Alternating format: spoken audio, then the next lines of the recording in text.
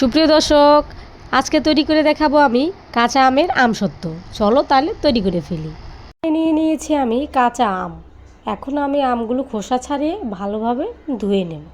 আমগুলো আমি ধুয়ে নিয়েছি। এখন আমি এরকম ছোট ছোট টুকরো করে সবগুলো আম কেটে নেব। চুলায় একটি আমি পাতিল বসিয়ে দিয়েছি। এখন দিয়ে দিব আমি কেটে রাখা আমগুলো দিয়ে দেওয়ার পর পানিটা আমরা এরকমভাবে দিব যে আমগুলো সিদ্ধ হয়ে যাবার পরও অল্প কিছু পানি থেকে যায়।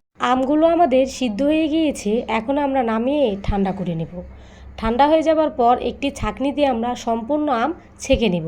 ঠিক এইভাবে আমগুলো আমরা ছেঁকে নিয়েছি। এগুলো এখন এক সাইডে রেখে দেব। চুলায় একটি প্যান বসিয়ে দিয়েছি। এখন আমি দিয়ে দিব চিনি। কড়াইয়ে চিনি দিয়ে দেওয়ার পর আমরা এখন ক্যারামেলটা তৈরি করে নেব। দুপাশে লাল হয়ে গিয়েছে, আমরা নেড়েচেড়ে একটা ক্যারামেল তৈরি করে নেব। ক্যারামেলটা আমাদের তৈরি হয়ে গিয়েছে। এখন আমরা আমের পিউরিটা ঢেলে দিব। দিয়ে ভালোভাবে মিশিয়ে নিয়ে দিয়ে দিব হাফ চামচ মরিচের গুঁড়া, হাফ চামচ লবণ। এখন আমি আমের পিউরিটা জাল করে ভালোভাবে ঘন করে নেব।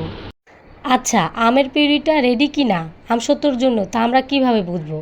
যখন এরকম ঘন ঘন হয়ে আসবে, মানে মাখো মাখো হয়ে আসবে, তখন আমরা এই আমের পিউরিটা নামিয়ে ঠান্ডা করে নেব।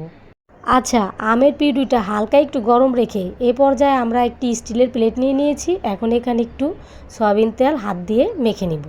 তারপরে আমরা আমের পিউরিটা এই প্লেটে ঢেলে দেব। প্লেটটা ভালোভাবে নাড়িয়ে সমান করে নিয়ে ফ্যানের বাতাসে শুকালেই তৈরি হয়ে যাবে আমের আমসত্ত্ব। আমসত্ত্বগুলো আমাদের শুকিয়ে গিয়েছে। এখন আমরা কেটে দেখিয়ে দেব। ঠিক দোকানের মতো পারফেক্ট আমসত্ত্ব তৈরি হয়ে গিয়েছে।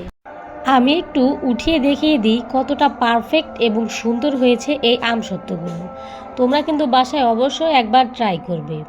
আমি যতটা সম্ভব সহজ করে দেখানোর চেষ্টা করেছি। সবাই ভালো এবং সুস্থ থাকবে। আল্লাহ হাফেজ।